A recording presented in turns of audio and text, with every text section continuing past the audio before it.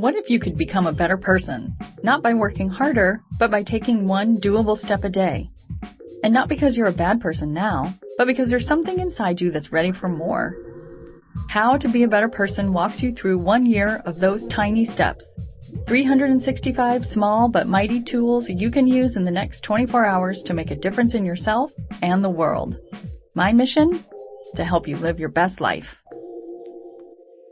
Hey there, and welcome to How to Be a Better Person. I'm Kate, your host, and today is November 13th, 2019, which is also International Kindness Day. Isn't that cool? I love that kindness gets its own holiday. It makes me feel like that Peanuts cartoon that says happiness is a warm puppy. I'm all cozy inside just thinking about it. Kindness is a big idea, an all-encompassing way to be, and sometimes those big ideas get lost on us because we don't know where to start. Well, I have something very specific to suggest that you do in honor of International Kindness Day. And it's not be kind to others. I hope you already know to do that, right? And that you're already doing it. The thing I'd like you to consider doing for International Kindness Day is to share your pronouns. You know, the little words you use to refer to yourself like she or him or they. Why is this important?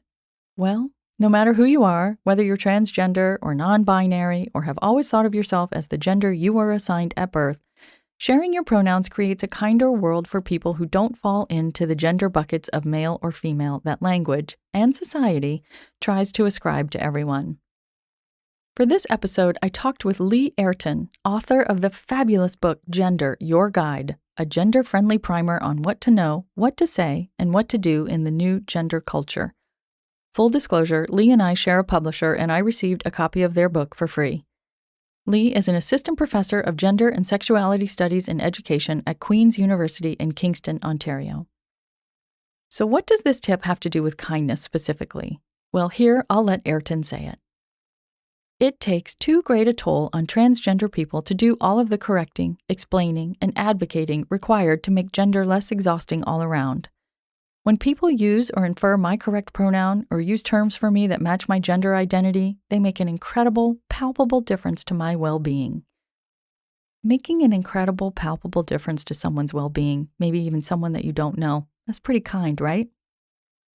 When you share your pronoun, you're simply saying that sharing pronouns is normal and that you respect other people's right to share their pronouns too, and that you're invested in at least trying to get pronouns right. It's a tiny thing, but if we all did it, when we all do it, we'll make sharing pronouns, and by extension using the pronouns people want to be called, no big deal. Naming your pronouns, especially if you are a cis person who has always fallen very soundly in the male or female camp, is also a way of acknowledging your privilege. Like, I know that I have advantages in this world because people don't look at me and wonder what gender I am. I get that, and I want to make folks who don't share that privilege more comfortable. I know that this can feel a little risky. I mean, listen, as I'm writing up this episode and as I'm reading it now, I'm concerned I'm unintentionally making all kinds of mistakes, and I probably am. But it's an important thing to do, and we have to do the important stuff even when we're afraid of messing up, especially when we're afraid of messing up. And the more of us who do it, the more we'll expand the overall gender consciousness. It's time. So, how do you do it? Here are some really simple ways. In your email signature, down at the bottom after your name and your phone number and all that jazz, write pronouns, then a colon, then your pronoun. I just have she, for example, but you can do a full set like he/him/his, or just main one like they. When you attend a networking event, write your pronoun down at the bottom of your name tag or wherever you'd like to put it. It doesn't have to be big block letters, it's just showing that you're cool with all genders. My daughter attended a camp last summer where they did this in a really cute way. They had pronoun buttons for all the kids and they could choose which button they wanted. Surely someone on Etsy is making fun gender buttons that you could buy. Or maybe you know someone cool, or you're that person yourself who has a button-making machine. Just one important note. The fact that you're sharing your pronouns does not mean that you can expect or demand others to do the same. Some folks might not yet be comfortable sharing their pronouns at a networking event, and that's completely their choice and their right and completely okay. Your intention here is twofold: to use your privilege to help normalize sharing pronouns and to publicly indicate that you are an ally to folks who have a different experience of gender than you do. I really highly recommend Lee's book. It's a comprehensive look at how to navigate the changing gender landscape that is chock full of loving guidance on things like how to ask folks for their pronoun, how to apologize if you mess up, and as well as what not to do. And now here's some exciting news and a thank you for listening all the way to the end. I have 2 copies of Lee's book, Gender, Your Guide, to give away. Whee! I love free books, don't you? To enter, add your pronouns to either your email signature, your Twitter profile, or your Instagram profile, or other public place, and then use the Contact Kate button on beabetterpersonpodcast.com to tell me where you did it. And if possible, send me a link. The first 2 people to do so will win a copy. So go do it right now. You really want this book. I'm telling you, and it's free. That's it from me today. I'll talk to you tomorrow. Thanks for listening to How to Be a Better Person.